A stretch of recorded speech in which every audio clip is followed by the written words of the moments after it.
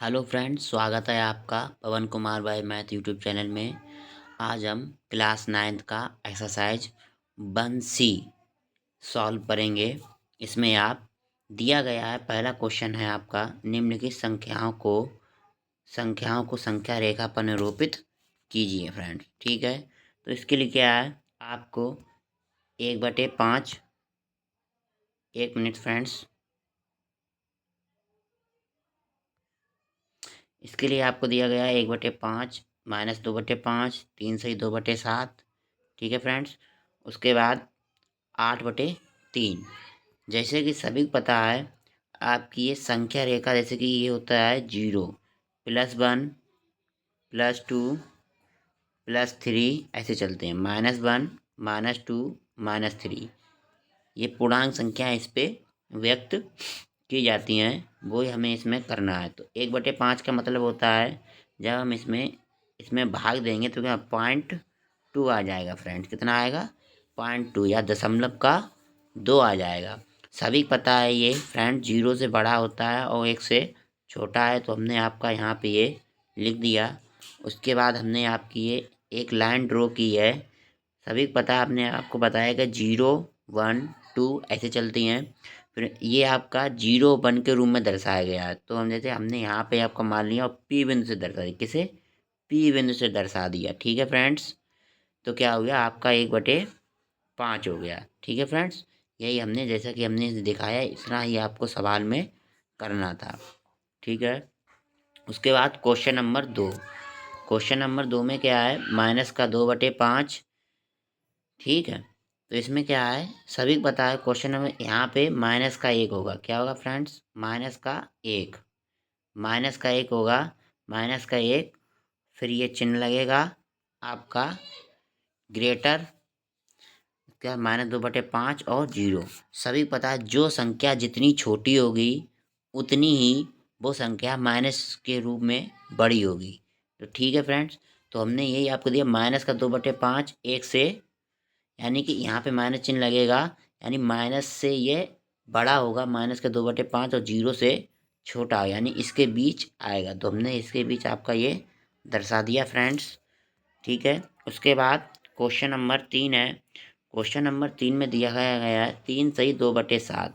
3 सही 2/7 का मतलब है, ये संख्या 3 से तो बड़े होगी और 4 से छोटी होगी।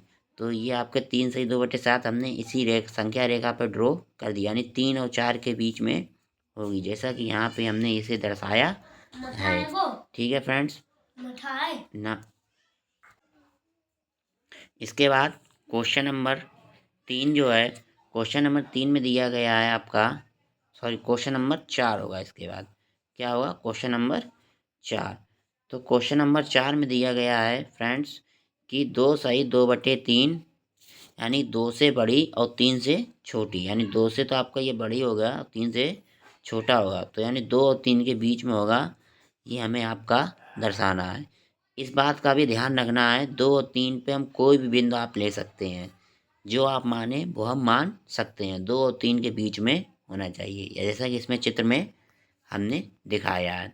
उसके बाद क्वेश्चन नंबर 2, यानी प्रश्न 2।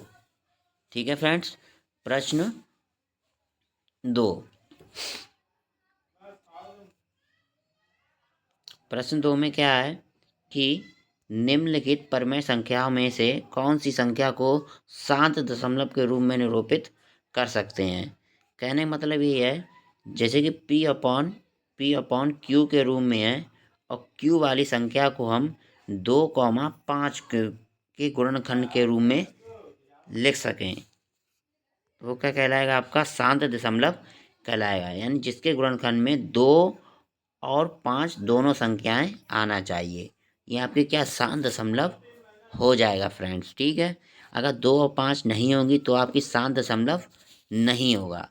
ठीक है, तो ऐसे ही आपको क्वेश्चन दिए हैं, तो हमने क्वेश्चन नंबर में दिया गया है आपका, क्या दिया गया है कि 1/20, यानी 20 को हम क्या ले सकते हैं, 4 × 5, और 4 को क्या ले सकते हैं, 2 × 5, यानी 2 और 5 आया है, इसलिए आपका ये क्या हो गया, आपका शांत दशमलव हो गया। कैसे शांत दशमलव के रूप में निरूपित कर सकते हैं, ठीक है, जैसा कि हमने यहाँ पे ये लिखा है।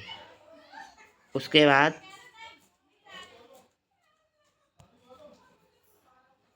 एक मिनट फ्रेंड्स।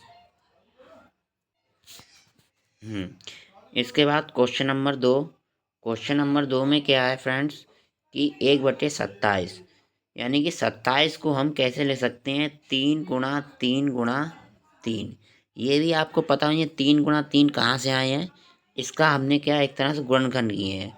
और गुणनखंड कैसे किए जाते हैं, जैसे कि हमने आपके ये लासा लेते हैं वैसे ही गुणनखंड किए जाते हैं। जैसे कि 3 का पहाड़ा, इसमें 27 बार पढ़ें तो 3 × 9 = 27 हो गए, ठीक है। उसके बाद 3 × 3 = 9 हो गए, और 3 × 3 यानी 27 के गुणनखंड आपके ये हो गए हैं, 3 × 3 × 3।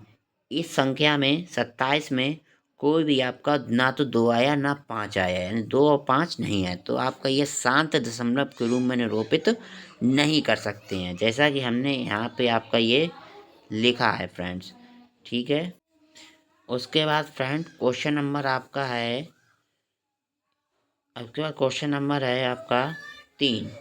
क्वेश्चन नंबर 3 में दिया गया है कि 3/5, क्या दिया है, क्वेश्चन नंबर 3 में दिया गया है 3/5। 3/5 का मतलब है, इसे सबको पता है, 3/5 को हम क्या है, 3/5 को हम शांत दशमलव के रूप में निरूपित कर सकते हैं। जैसे कि सभी को पता है, 5 को हम क्या लिख सकते हैं, 5 को 1 × 5 लिख सकते हैं। क्या लिख सकते हैं, 5 को 1 × 5 लिख सकते हैं, और इसमें और कोई भी गुणनखंड नहीं आया है, तो इसे हम क्या, अगर इसमें 2 आता तो यह आपका ये क्या हो जाएगा, आपका शांत दशमलव के रूप में निरूपित कर सकते हैं, ठीक। अगर इसकी जगह पे अगर हम 5 × 3 होता तो आपका इसे हम शांत दशमलव के रूप में निरूपित नहीं करेंगे, ठीक है। उसके बाद आगे क्वेश्चन नंबर दिया 1/15। 1/15 का क्या अर्थ क्या है, 1/15 का मतलब हो गया 3 × 5, यानी 15, यानी कि 3 × 5 क्या हो गया फ्रेंड्स, आपका 3 × 5। तो 3 × 5 में आपका 5 आया लेकिन 2 नहीं है, यानी 15 के गुणनफल में 5 है लेकिन 2 नहीं आता, शांत दशमलव के रूप में निरूपित नहीं कर सकते हैं, ठीक है। यही आपका आंसर, ठीक है फ्रेंड्स। वीडियो को लाइक करें और चैनल को सब्सक्राइब करें।